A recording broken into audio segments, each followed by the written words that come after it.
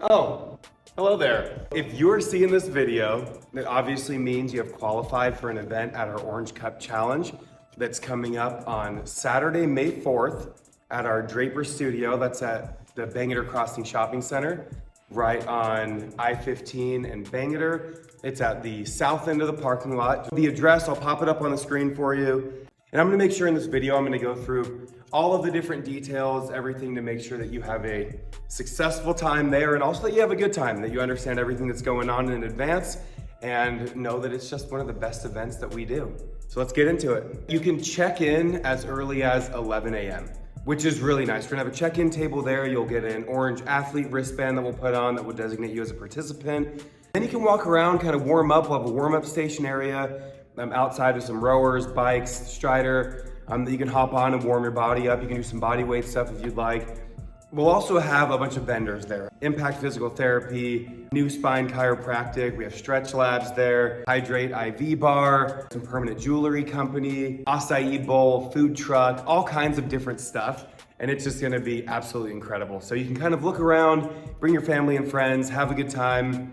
Now, one thing that's really cool is that with this Orangecup Challenge that we're doing, just by showing up, you will get entered into a raffle for a Hypervolt Go, one of those awesome massage guns that you see on the shelf in the studio. You probably see some of the staff or other members using. It's pretty cool. So if you show up, even if you're not competing, if you just show up and support your team in your studio, you'll get put into a raffle for it, which is awesome. And then the first 50 members that come and bring a non-member adult friend, so it could be a family member, a friend, a neighbor, coworker, anyone that you just want to have check out this event because it's awesome.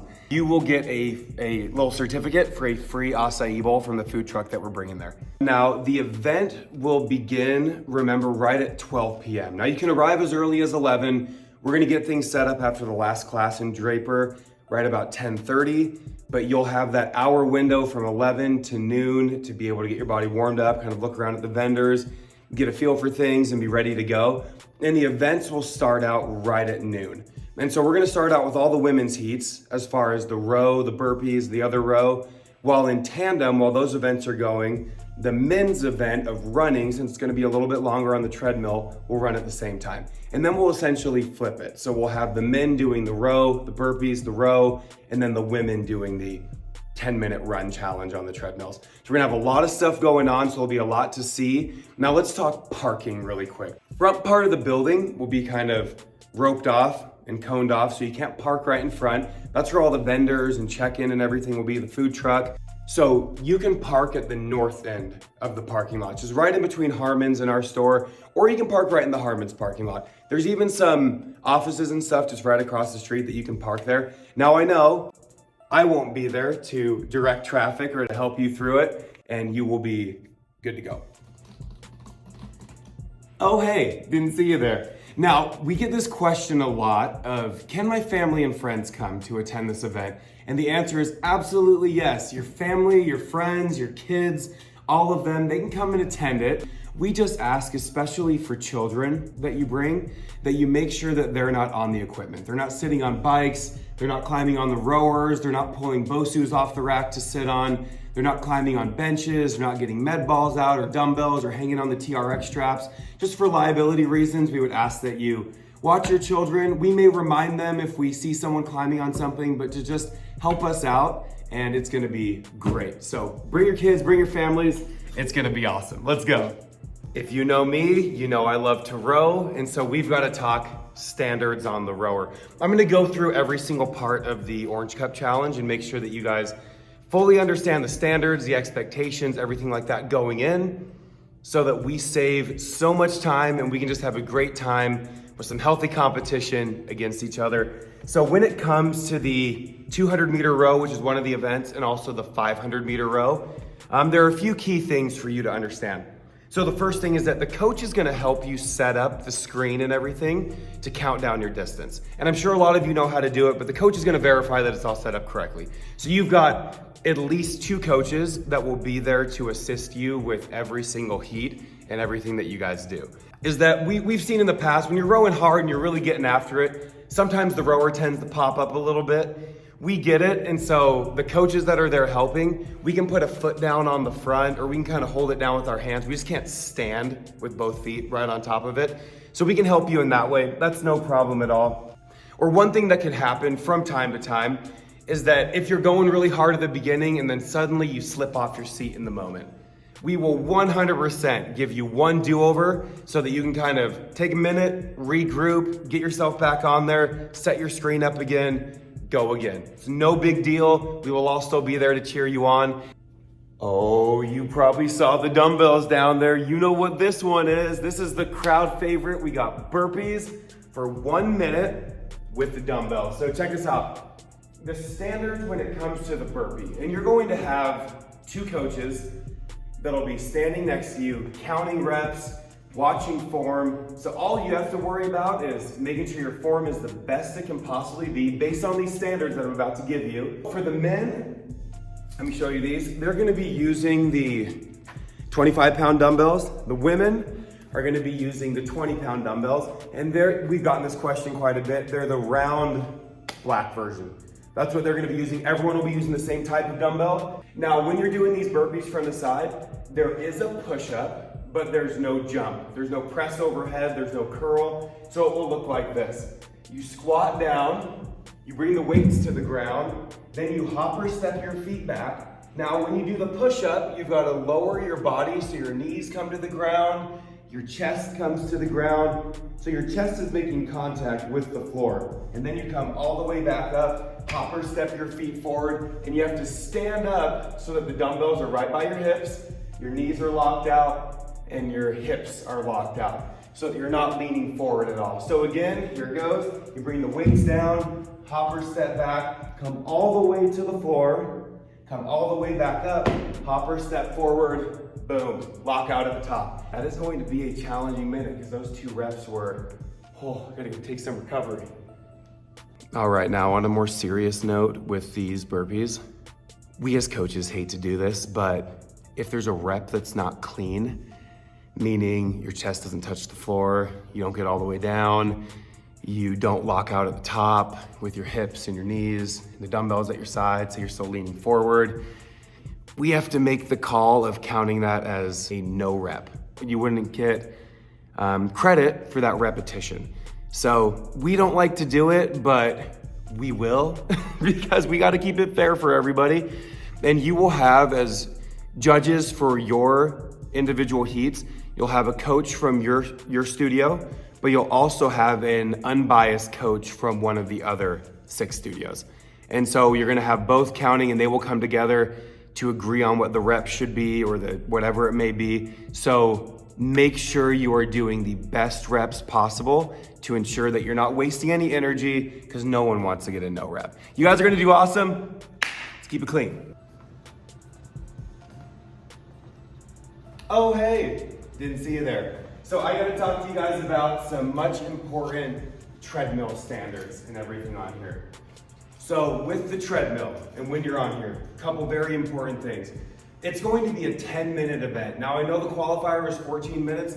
This one, for the interest of time, will be 10 minutes per heat, and you will have random incline that will be assigned by the coach who's on the mic throughout. There's gonna be one incline, or 2 or 3 or different ones that are designated throughout the 10-minute block. But one heat may be very different from another heat. So like the women 30 and under, their incline that they get for whatever duration of time may be different than the women's 31 to 44 heat.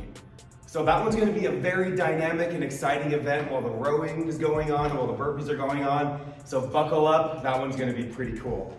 Now, standards with it. You've gotta make sure that your feet stay on the belt at all times.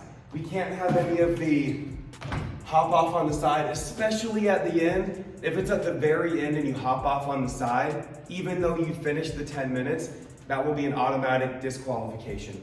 Now we understand that you're going to be a little bit tired at the end, probably because you gave it quite a bit of effort. So to help with that, you are more than welcome to hold on to the handle as your belt slows down, but keep in mind, you gotta keep your feet on the belt. So just make sure you're doing that. Hold on if you need to at the end. Now during it, because we will be having you adjust incline, and if you need to adjust your speed, you are able to lightly hold onto the handle with one hand while you change speed or incline. Now, once the speed or incline is done being changed, you have to let go of it. Now, if you're holding on for longer, your coaches, your judges, they will give you one warning. Now, if it becomes multiple warnings, that's when your distance will just be disqualified. And no one wants to run so hard and have all of that be disqualified. That would not be fun. And so just make sure you're doing your part. You guys, the farthest distance wins in each heat. That's it. This is the first year that we are doing this where the treadmill event runs in tandem while the other events are going on. So you can just imagine the energy is gonna be so high. You guys, we got a DJ coming in that his speakers pump out a ton of bass. It's gonna you're gonna feel the vibes of it, and it's just gonna be so awesome. Okay, so here's the last couple things. We've got to talk scoring. How does the scoring work for this event? Because a lot of people wonder. In each event, there are up to 12 participants, 2 from each studio, the top 2 qualifiers, male, female, different age categories.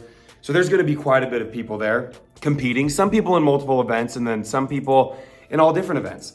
With the scoring and how that works, the top 6 finishers of every event will score points for their team. Bottom 6 will not. And so what's nice about that is it gives a lot of people, half of every heat, the opportunity to score points for their team. So even if you might be feeling like, I'm not the best rower, I'm not the best runner, if you just show up and do your best, you have a 50% chance of putting up some points for your team. And as we've seen in the past, the teams that show up and compete, maybe they don't have the top runner or the top rower or the top burpeer, they tend to be the ones that score the highest because it's a collective group effort. It's not about one individual. It is about the studio. And the scoring breaks down like this. First place, 6 points. Second place, 5 points. Third place, 4 points. Fourth place, 3 points. Fifth place, 2 points. And sixth place, 1 point. Everyone else, 0 points. So the 7th through 12th. But you get the idea. At the end, everything and as we go, will be added together. The studio with the highest amount of points will bring home the Orangecup, the victory for their studio, and that studio will have that trophy with their name engraved on it and keep it at their studio for the year to celebrate the accomplishment. But we are here to celebrate everybody. So I hope you guys know that we want to cheer on everybody. We want to give everybody high fives. We want to make everybody feel good at this event because it's really about the community and it's about our studios and it's about coming together because everyone is in here working on themselves. We're working on bettering our fitness. And so this is just one way we can add some friendly competition to it, but be very supportive of each other. So come be ready to just fire everybody up. It's gonna be awesome. All right, party people, let's talk team colors. Now I wrote these down because I don't want to forget them. And so every studio has a designated color. So if you can, I know it might not be perfect, but if you have something and you're competing or spectating or whatever that you can wear that's in that color to represent your home studio, it just makes it fun to be able to pick out who's there representing who and being there to support. And so here are your colors. We have South Jordan, their color will be black. We have Harriman, their color will be yellow. We have Holiday, their color will be red. Then there is Sandy, they will be white. We have Draper, who will be representing green. And then we have Cottonwood that will be wearing blue. And so wear the colors, have some fun with it, get spirited with it, whether you're spectating or taking the event, and this will be incredible. All right, you guys, if you have made it this far through the video, thank you.